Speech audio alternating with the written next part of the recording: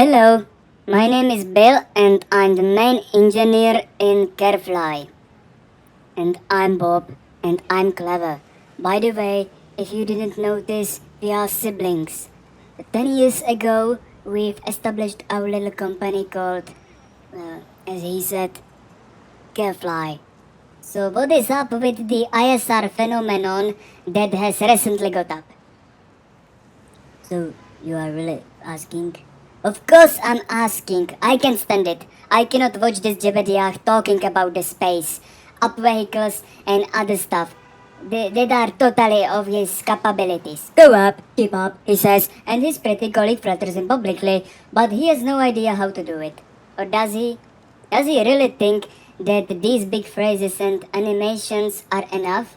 Does he even know what is gravity at all? Oh gosh, he must finally put a hand to the block, I say. Yeah, and that's kind of why we are here. Don't you think he is the first modern thinker about the space? Me and my brother are actually far ahead of his research and ideas. Yeah.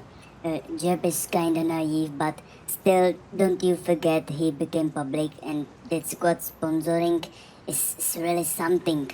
Blah blah blah. Yeah, I know. Anyway, we decided to merge Carefly with ISR. Not because we want to, but because there is no other opportunity with adequate potential. I think that Jeb is not aware what exactly he's been promised.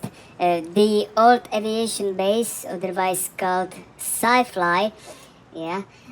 Of course, it is outdated, but still there are scientific and research laboratories, offices, industrial buildings, and even a little tracking station.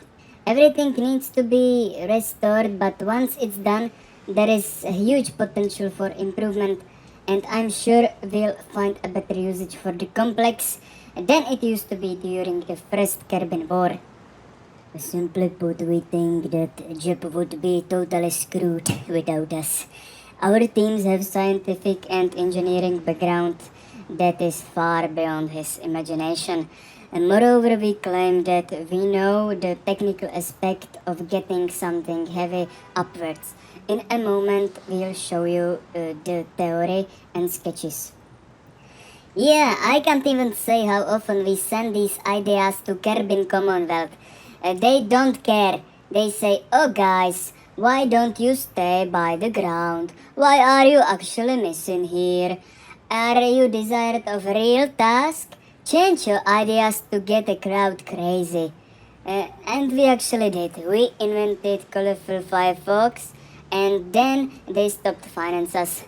These lights, rocket lights, are splendid, but the potential, I think, is elsewhere. I believe that in a few years we'll be able to see what is up there with our own eyes wide open. But let's get to the point.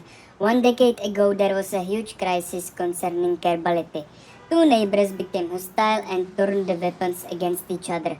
Yeah, horrible, but during the war, we made a lot of discoveries and inventions such as explosive or cannons. Thus, we learned a lot about gases, materials, and physics.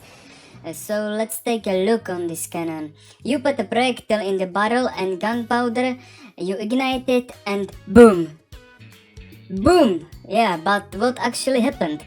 Gunpowder is a mix of charcoal, potassium, nitrate, and sulfur, which actually isn't necessary. But anyway, you need three things to initiate a reaction, otherwise called combustion: fuel, oxidizer, and an igniter, usually in form of heat. When these three things meet, they produce hot gases and the heat, which even increase the pressure and maintain the reaction going for a while. So the gases have produced pressure and boom, everything what was free, such as the cannonball, leaves the tube with a velocity proportional to the density and pressure of the gas. Another thing can be observed. As the cannonball leaves the barrel, the cannon itself moves a little bit backwards. And you can ask, why is that? I doubt that Jeb or any other Kerbal has ever read Keaton's work. but he describes exactly this phenomenon. If we define a momentum of an object as v times velocity, we must also state that the momentum of two objects interacting against each other must be equal. So let's say our cannon weighs 100 kilo and fires a projectile of 5 kilo at 30 meters per second. So if we do the easy math, we'll get that the cannon will move at 1.5 meter per second on the opposite side of the projectile vector. Well, the recoil in this case wouldn't be so hard, but it can be much more if the gases were more efficient and push the projectile quicker. So this is how you can, in theory, move the cannon itself. You just keep firing until you reach your destination. Moreover, there is no reason why you cannot turn the cannon and go upwards. And of course you can put a kerbal on or whatever other science instruments on top of it. However, in this very case you must overcome your still changing weight defined by gravity and mass of the fuel and rocket itself. Plus, in reality, our cannon omits the drag of air pressure. So yes, in theory you can keep firing these cannonballs and move the cannon towards the sky, but it is ridiculous, doesn't it? So why don't you omit the cannonball and let the gases do the work? Yeah, after all, the cannonball only acted as a receiver of the kinetic energy produced by gases. And now comes the tricky part. Firstly, we need to think out an appropriate fuel with oxidizer, because I think gunpowder isn't appropriate for it. It is not as efficient as we want to. These components must be combusted in a very durable environment, and then the high velocity products, gases of combustion, must be pressured and ejected as efficiently as possible from a tube. And these problems, ladies and gentlemen, are really hard. Well, let us summarize.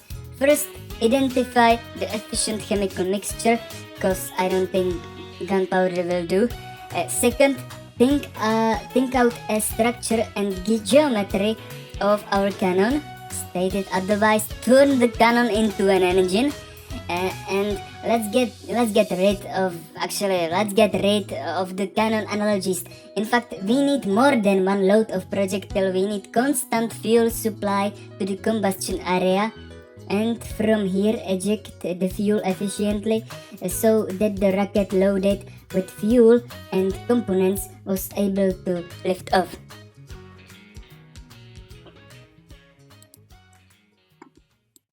So these are the problems we have to face off. In the case of our little fireworks, the gunpowder and easy mechanics are enough, but in terms of huge rockets, we must invent something really better. And we promise that we are gonna spend every second doing this. Until then, Bob and Bill are signing off.